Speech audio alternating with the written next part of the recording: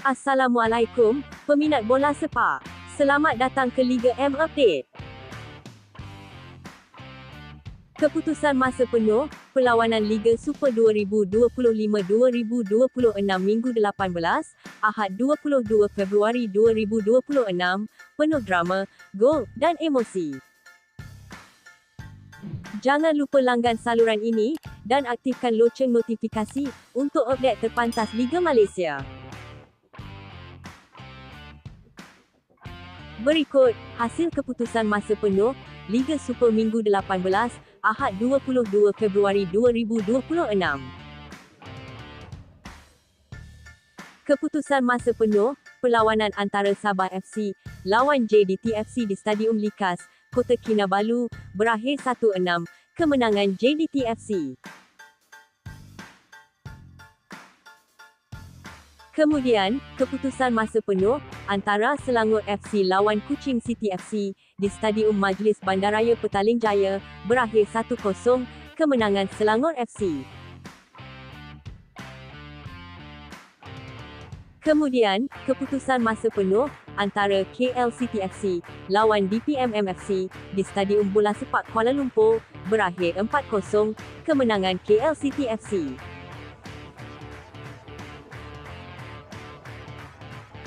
Saingan Liga Super Malaysia 2025 makin panas, makin berasap. Pendahulu Liga, Johor Darul Ta'zim FC terus gah di puncak dengan 51 mata, di tangga kedua, Selangor FC dengan 35 mata masih cuba rapatkan jurang. Tapi kena hati-hati, sebab Kuala Lumpur City FC 33 mata, dan Kuching City FC 31 mata sedang menekan rapat. Terengganu FC, di tempat kelima dengan 28 mata pun belum mengalah. Liga masih panjang, apa saja boleh jadi. Masuk kelompok pertengahan, 3 pasukan terikat 18 mata, Penang FC, Immigration FC, dan DPMM FC. Di zon bawah, Negeri Sembilan FC 17 mata, Kelantan The Real Warriors 15 mata, Sabah FC 14 mata. Sementara itu, Melaka FC dan PDRM FC masing-masing dengan 10 mata, mereka perlukan kebangkitan segera kalau tak mahu terus ketinggalan. Pendek kata, Liga musim ini memang tak boleh berkelip mata. Setiap minggu ada drama, ada kejutan.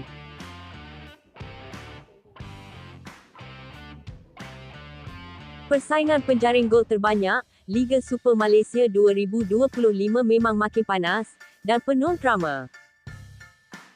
Ketika ini, dua nama gah terus memimpin carta, iaitu Bergson dari Johor Darul Ta'zim FC dan Krigor Morais dari Selangor FC, masing-masing sudah meledak 17 gol. Tak jauh di belakang, rakan sepasukan Bergson, Jairo da Silva turut menyumbang 12 gol, membuktikan jentera serangan JDT memang berbisa musim ini. Masuk kelompok 10 gol pula, persaingan makin sengit. Safawi Rasid dari Kuala Lumpur City FC, Ajdin Mujagik dari JDT dan Ronald Ngah dari Kuching City FC, semua sedang memburu rapat. Jangan lupakan Eduardo Sosa dari Immigration FC, dan Dylan Wenzel Hals dari Penang FC, yang masing-masing sudah 8 gol, bila-bila masa boleh meledak naik carta.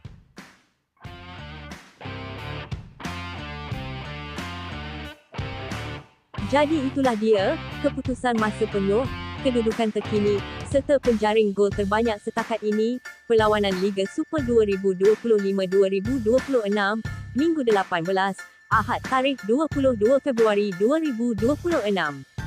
Segala yang anda perlu tahu, tentang Liga Super Malaysia ada di sini, Liga M Update. Teruskan sokongan anda, jangan lupa like, share dan langgan saluran ini, sebab di sinilah anda akan dapat berita terkini, dan paling pantas tentang bola sepak tempatan. Jumpa lagi dalam update seterusnya, geng.